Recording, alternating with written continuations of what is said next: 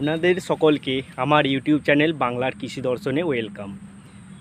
আমার এই ভিডিওগুলো যদি আপনাদের ভালো লেগে থাকে অবশ্যই তাহলে আপনাদের বন্ধুদের মধ্যে শেয়ার করবেন, যাতে এই সমস্ত চাষের কিছু যদি তথ্য তাদেরও কাজে লেগে থাকে। তো আজকে আমি মেনলি যে জিনিসটা নিয়ে আলোচনা করব সেটা হচ্ছে কি না, ধানের জলের ব্যবস্থাপনা। না, এই ধান চাষ করতে গেলে আমাদের প্রচুর জল লাগে, কিন্তু সেই জল কোন সময় কতটা পরিমাণ জমিতে রাখলে সবথেকে বেশি কাজ হবে সেই বিষয়টা নিয়ে মেনলি আজকে আমি আলোচনা করব।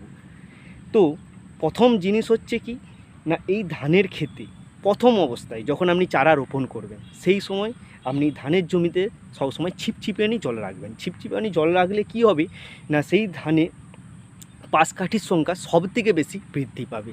যদি আপনি ধান রোপণের পরেই সেই জমিতে একদম আল ভর্তি আপনি জল দিয়ে রাখেন, তাহলে কি হবে, সেই ধানে হয়তো সেই জমিতে যে আগাছা, সেই আগাছা কম বেরোবে, কিন্তু সেই ধানে হচ্ছে কি না পাশকাঠির সংখ্যা কমে যাবে, পাশকাঠি আসতে সময় লাগবে।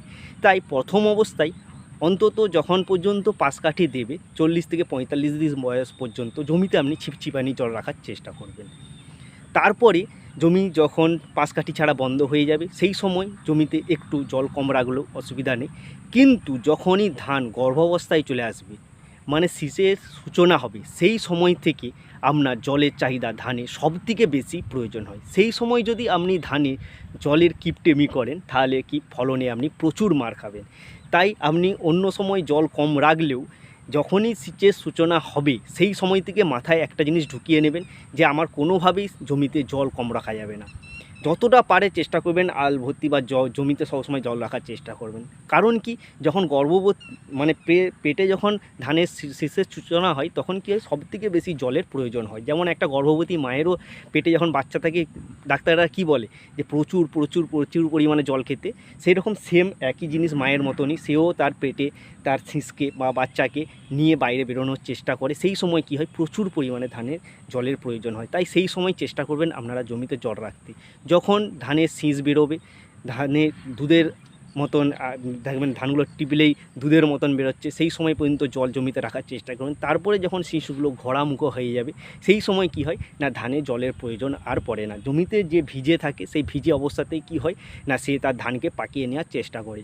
তাই আপনি যদি চাষ সম্পর্কে সচেতন হন তাহলে আপনার মাথায় সবসময় একটা জিনিস গেঁথে নেন, কোন সময় কতটা পরিমাণ কী পরিমাণ জল রাখলে জমিতে সবথেকে বেশি কাজ হয়। তাই এই বিষয়টা নিয়ে আজকে মেনলি আমি আলোচনা করলাম।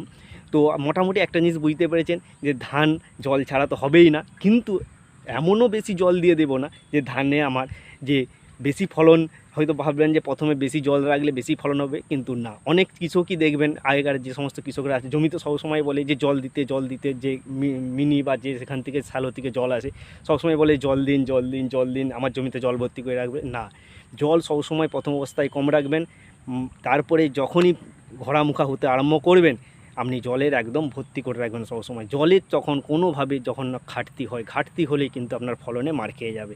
কি হবে না, অনেক সময় আমন ধানে বিশেষ করে লক্ষ্য করা যায় যে দুর্গাপুজোর পর যখন আমন ধানের ফলন হয় তখন কি হয় না, আকাশে আর যেমন এই সময় আকাশে দেখতে পাচ্ছেন মেঘ ধরে আছেন, বৃষ্টি হচ্ছে অনবরত, জমিতে জলের কোনো কমতি নেই, দেখতেই পাচ্ছেন।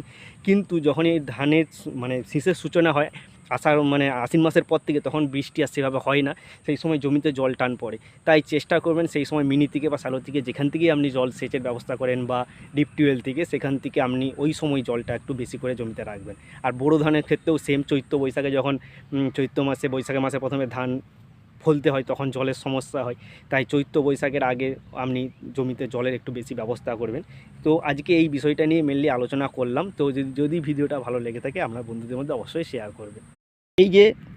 এই যে জমিটা দেখুন, জমিটাতে একদম প্রচুর পরিমাণে জল আছে, জল থই থই করছে।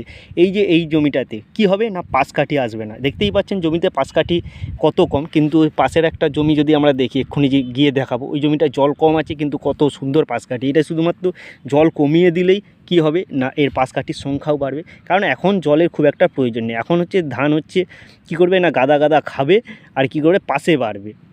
ঠিক আছে, এরপরে যখন পাশকাঠি ছাড়া বন্ধ হয়ে যাবে তারপরে জমিতে জল ভর্তি করে রাখলে তখন জলের কাজ আছে, মানে যখন পেটে গর্ভাবস্থায় থাকবে। দেখুন পাশের জমিটা দেখাচ্ছি,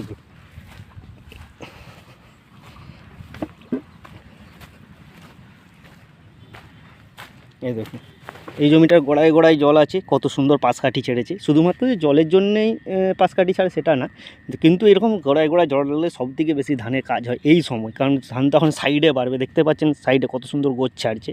এটা এখন চাপান সার দেওয়া হয়ে গিয়েছে, কিন্তু এরপরে যখন সেচের সূচনা হবে সেই সময় থেকে জমিতে কিন্তু জল বেশি করে রাখতে হবে।